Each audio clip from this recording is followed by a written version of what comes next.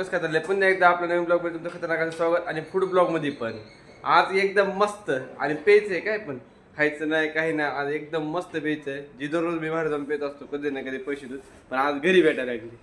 काय माहिती का, बदाम मिल्क असलं खतरनाक आहे. आता नवीन आहे, मम्मीने दररोज दररोज काहीतरी नवीन करायला. आज पण हे काहीतरी नवीन आहे मस्त.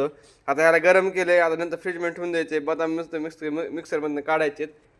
रात्री एकदम मस्त प्यायचे. आता आता फक्त आता रात्रीचं वेट करायचं. आता माझा फक्त गाडीत बसून वेट करायचं चालू आहे. दुकान कधी बंद होतंय, कधी ती गार होतंय, म्हणजे लई इच्छा झाली ती प्यायची. आता थांबवावं लागेल, जरा वेट करावं लागेल. काही चांगली गोष्ट मिळवण्यासाठी काहीतरी संयम ठेवावं लागतंय, बरोबर का नाही? तर थांबा, आता मस्तपैकी भेटते आपल्याला ती पण खायला.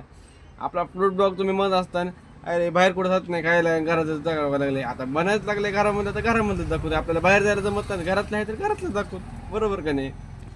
काय म्हणली मस्तपैकी आधी भात खावं लागते, नंतर ते काय भेटते. तर तुम्हाला एक सांगू का, लोक हॉटेलमध्ये जाते ते कसलं काय दाखवतात, पण मी माझ्या घरामध्येच काय बनतो दररोज खायला आणि मी ते खातोय तेच दाखवतोय. आणि म्हणजे काय अशी बी काय नाही दाखवत. आता हे तुम्ही म्हणत असता फोडणीचा भात आहे, पण तुम्हाला सांगू का हे फोडणीचा भात आहे, पण माझी मम्मी गेली होती बालाजीला, तिथल्या स्टाईलचा भात बनवला आणि एकदम मस्त लागतंय. जिस चीज का इंतजार था वो तो इस फ्रिज में छुपी बैठी थी, इसको बाहर निकाल के अब खाने वाला हूँ. अब इसको वाटी में निकालता हूँ और उसको खाता हूँ. का पण जेवण झाल्यावर गार खाण्याची जी मस्त माझी येते ना, ती दुसरी काय हातच नाही. आता मी ह्याच्या इतकं वेट केला होता, मस्तपैकी जेवण पण झाले आणि आता काहीतरी जेवण झाल्यावर काहीतरी स्वीट खायला असतंय का नाही, मस्तपैकी चालू आहे आता हे.